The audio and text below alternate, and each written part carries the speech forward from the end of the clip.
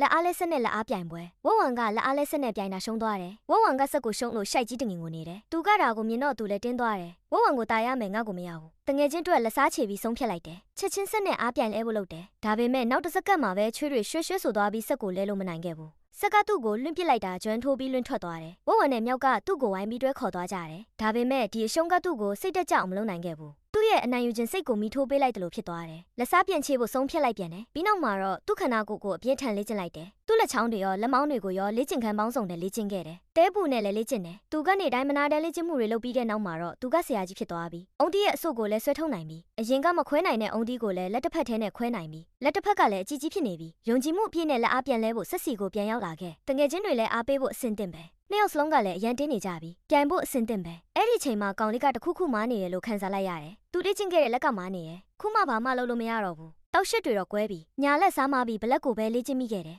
ဆက်ကလည်းသူ့ကိုလောင်ရလိုက်တယ်ညောင်းနဲ့ဝဝံလည်းသူ့အစားရှက်လို့နောက်ကိုလှည့်လိုက်တယ်